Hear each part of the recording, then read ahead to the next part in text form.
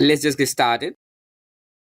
ChatGPT was primarily made for translations and summarization. So those are some things that it can do with a breeze. Okay.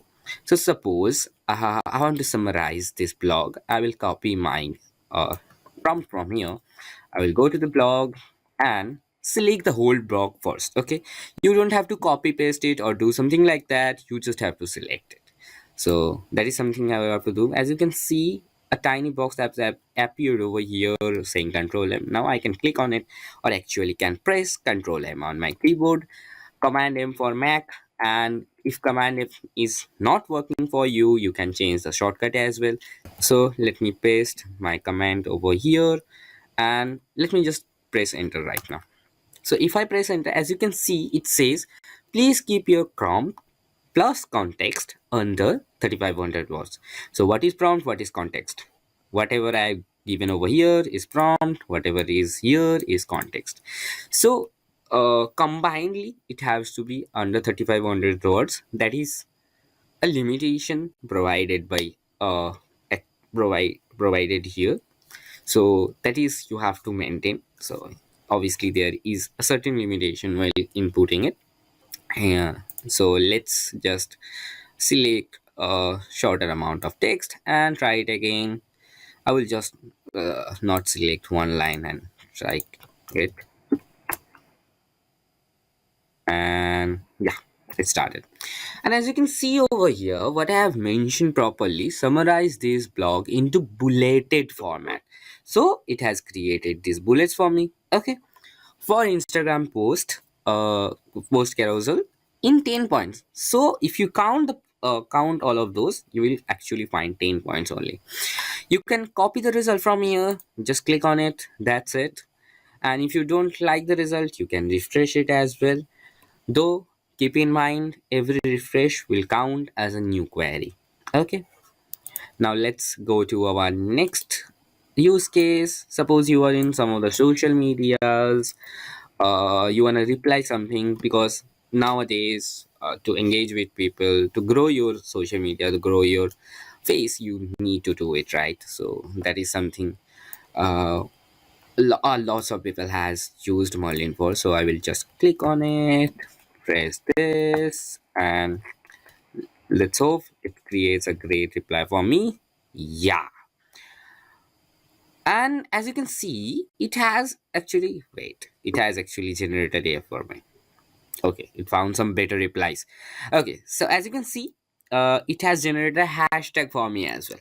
Okay, so it can easily depend, like Merlin can easily detect if you are in some kind of social media or not, and on the basis of that, it can suggest you hashtags mentioned sometimes. Okay, sometimes only. This is not like definite, because all of it is depending on ChatGPT only, right? So let's go to our next use case, that is replying to a mail, or like suppose creating a new mail. Now you don't have to be in a particular website to bring in Merlin, though it will not work in blank page, that means new tab page.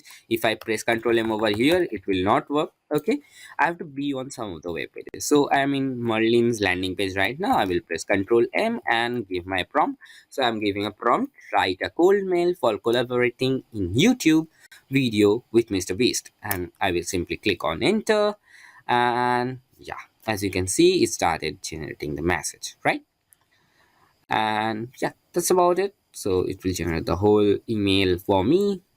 And as you can see, like I was waiting for this only. As you can see, it gives you in templated format. So it is really easy for you to know where to place your name, or maybe suppose you are creating a work related mail, so where to put your occupation or something like that, right?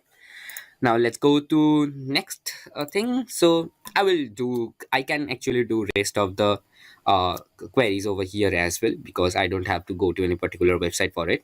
So suppose I want to generate a really complex Excel formula, so Merlin can do that as well. Like I have written over here, write a Excel formula to multiply every alternative row of column A till 10th row and divide it by 100. So I have selected it. and as you can see, the Merlin prompt is already gone. So just to make make this tiny little box less annoying for you, we have made this auto closing function, so you don't get annoyed if you are like using it for any other purpose, like you are selecting it for any other purpose. So I will just click on it, and as you can see, my prompt is over here as well, and I will just press enter. So if your prompt is already selected, you can just press enter as well. Now here is the formula, and obviously it's a really complex formula that it has generated. You can try it on, and that's it. And now many of our users has used it for code generations, code explanation, code simplification, some tasks like that. So suppose I want to generate a SQL query to create a PostGrid function to generate nano ID. So I will simply click on Merlin and press enter. It will start here. It will start generating it for me. So yeah, quite possible. And let's go to code simplification option. So I will just copy my prompt from here. Sorry, my screen is zoomed in. I will just select the whole code. Okay, click on Control M, paste my prompt, explain this code like explaining it to a 5-year-old. I will just press enter, and yeah, it started generating the explanation for me. So that is quite fast, right?